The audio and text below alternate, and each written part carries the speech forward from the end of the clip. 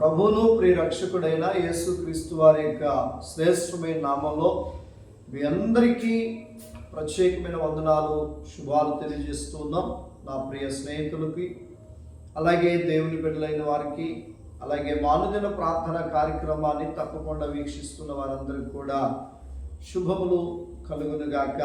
కృతజ్ఞ బిడ్డలారా, ఈ అనుదిన ప్రార్థన ద్వారా చాలా ఆత్మీయ సందేశాలు అందుతున్నాయని, దీని ద్వారా మీరు మేలు పొందుకుంటున్నారని విశ్వసిస్తూ ఉన్నాం. ఒకవేళ ఇంకా ఎవరికైనా తెలియచేయకపోతే మీరే షేర్ చేయండి, సబ్స్క్రైబ్ చేయండి, లైక్ చేయండి. చూడండి, ప్రసంగి గ్రంథం 7వ అధ్యాయం 8వ వచనం, కార్యారంభము కంటే కార్యాంతము మేలు, అహంకారము గలవాని కంటే శాంతము గలవాడు శ్రేష్ఠుడు. రెండు విషయాలు వాక్యం చెప్తా ఉంది. ఏమని?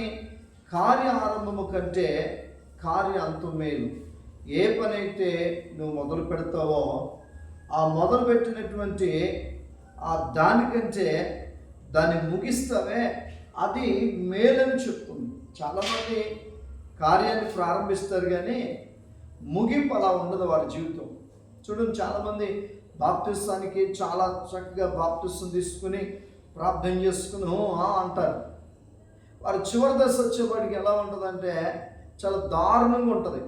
విశ్వాసి కాదు, లోకంలో ఉన్న వాడికంటే దారుణంగా బ్రతుకుతున్నారు నేటి కాలంలో. అందుకే దేవుడు అన్నాడు, మరి బాబు, కార్యాన్ని ప్రారంభించడం పెద్ద విషయం కాదు, దాన్ని ముగించేంత వరకు నమ్మకంగా ఉండడం మీకు శ్రేష్టం అని చెప్తున్నాను.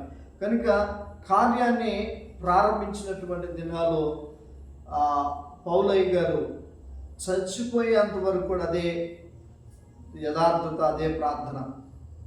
ఏబు గారు కూడా ప్రారంభించాడు, ముగింపు వరకు కూడా అదే ప్రార్థన, అదే జీవితం. దీన్నే కార్య ఆరంభము కంటే ముగింపు మేలు, కార్యాంతం మేలు అని చెప్పారు. కనుక అంతము వరకు నమ్మకంగా ఉండాలి, మనం అంతం వరకు దీవెనకరంగా ఉండాలని వాక్యం చెప్తుంది. అలాగ ఉండటానికి ప్రయాసపడండి. తర్వాత ఏమంటున్నాడు? అహంకారము గలవాని కంటే శాంతము గలవాడు శ్రేష్ఠుడు. ఎవరంట? అహంకారము గలవాని కంటే శాంతము. ఇప్పటికీ నువ్వు అహంకారంగా ఉంటున్నావేమో. నువ్వు అహంకారం ఉండడం వల్ల మేలు కాదు, శాంతంగా ఉండడం వల్ల మేలని వాక్యం చెప్తుంది. ఈ మాటలు అర్థమైతే నీ గర్వాన్ని, నీ అహంకారాన్ని తీసివేసుకో, శాంతం గలవాడిగా ఉండు. ప్రార్థన చేస్తుంది.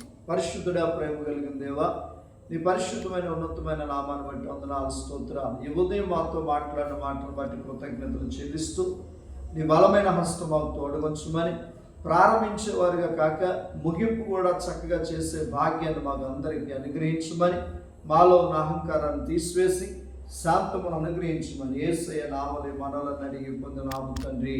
ఆమేన్. God bless you. Thank you all. అందరికీ వందనాలు.